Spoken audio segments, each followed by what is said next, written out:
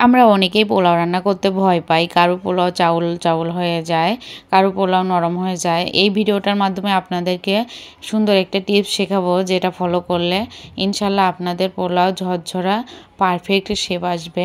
ভিডিওটা সম্পূর্ণটা দেখবেন। আসসালামু আলাইকুম, কেমন আছেন সবাই? আশা করি সবাই ভালো আছেন। আমি প্রথমেই হাফ কেজি পরিমাণ চাউল আমি ধুয়ে রেখে দিয়েছি যেন পানিটা ঝরে যায়।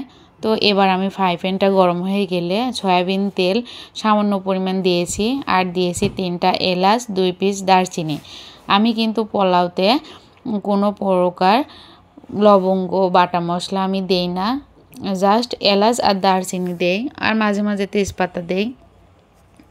এবার আমি সুন্দরভাবে চাউলগুলা নেড়ে নেব যেন নিচে না লেগে যায়। পোলাও রান্না করতে হলে সব সময় জালটা মিডিয়াম আঁচে দিয়ে রাখবেন।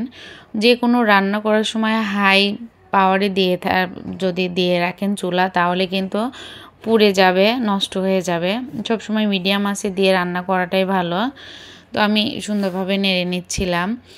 আর সম্পূর্ণটা কি আমি ভিডিওটা দেখবেন, আমি সুন্দরভাবে আপনাদেরকে সব জায়গায় স্টেপ বাই স্টেপ বলে দেবো কীভাবে রান্না করতে হবে। প্রথমে কিন্তু চাউলটা আধা ঘন্টা অথবা 1 ঘন্টা আগে ধুয়ে রাখতে হবে, এটা প্রথম কথা। তো আমি এভাবে এখন সুন্দরভাবে নেড়ে দিচ্ছিলাম মাঝে মাঝে, যেন নিচে না লেগে যায়। আর পোলার চালটা ভাজাটা কিন্তু দ্বিতীয়ত মেইন কাজ। পোলার চাউল যত ভাজা ভালো হবে তত কিন্তু পোলাওটা সুন্দর হবে, পারফেক্ট হবে। দেখেন আমার পোলার চালটা বাদামি কালার একটা শেপ এসে গেছে। তো আমি এখন পানি দিয়ে দেব। আর আমি সব সময় পানি দেই, যে পরিমাণ চাউল দেই তার ডাবল পরিমাণে পানি দিয়ে একটু বেশি দেই।